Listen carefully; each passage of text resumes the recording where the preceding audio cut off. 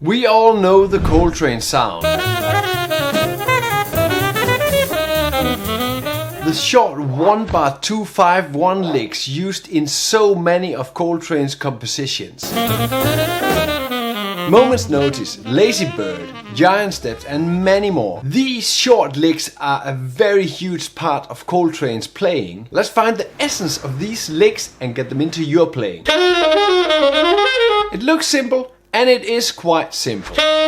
On the F-7 chord, Coltrane plays the root, the third, and the scale down from the third to the root. On the B-flat-7, Coltrane plays a 4-note descending run from the B-flat to the F. A small but remarkable thing is that Coltrane is playing the G and non-chord note on the 4th beat of that bar. The G is not a chord note on the B-flat-7, and Coltrane kind of ignores the old bebop rule saying put the chord notes on the beats. What I said, it's a small thing, but very typical for Coltrane, why he sounds different. The most important thing I think in the Coltrane lines are the forward motion towards the target notes. And Coltrane mostly avoiding a lot of chromatic notes as in earlier bebop. Which makes the Coltrane lines much more clear than the regular bebop lines, where the direction gets fuzzy because of the many chromatic notes.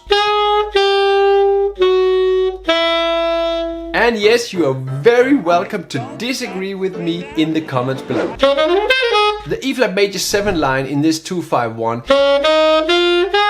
is a regular 1-2-3-5 pattern of Coltrane, and then basically a little bit of scale down from the D to the B flat. Because of the greatness of this Coltrane lick, I would take all the part and practice these individually. The F-7 part I would take up and down all my major scales, for example, like this. In this way you can add this little pattern to all the degrees of any chord in the major scale. And remember to also think the patterns in different chords, on different places on the chords. It's the same patterns, other chords. Practicing forward motion and hitting the target notes are maybe one of the most important lessons we can learn from Coltrane. Mostly, Coltrane plays the most direct way to his target note, and at the same time avoiding the bebop fuzziness.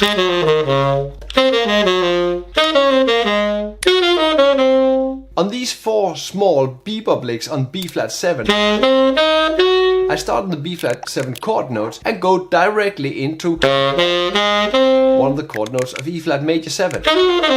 About that E-flat major 7 lick, I would take that definitely through all 12 keys, like this.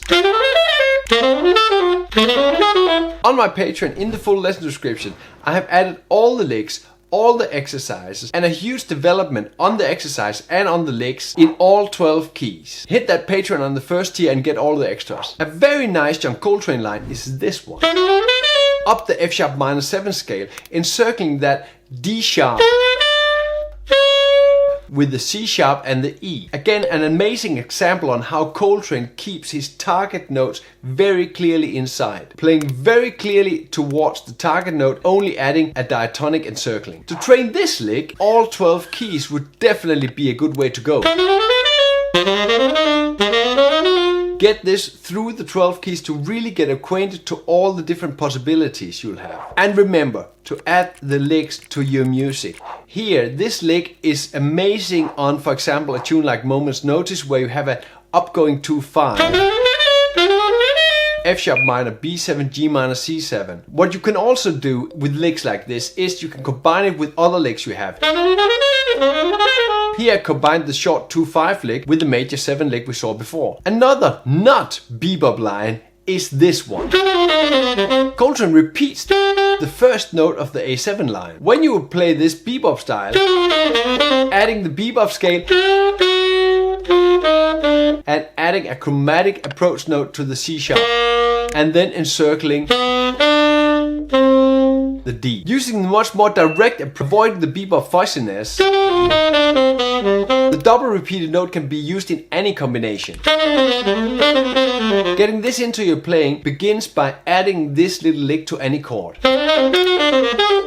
The The two main rules of this lick would be: find the direct way to your target note, avoid chromatic circlings and chromatic approach notes. On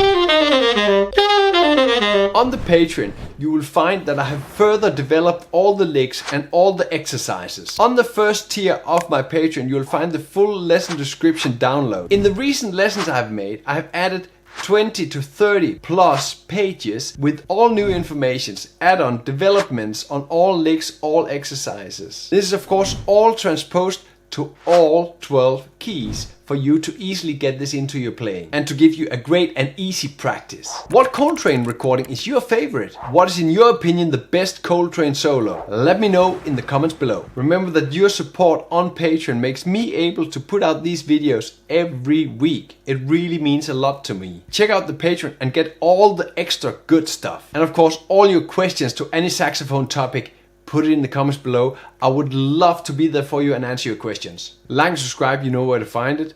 All the links are of course in the description. So go to the description, check all the links. And then I would say, play music, have fun.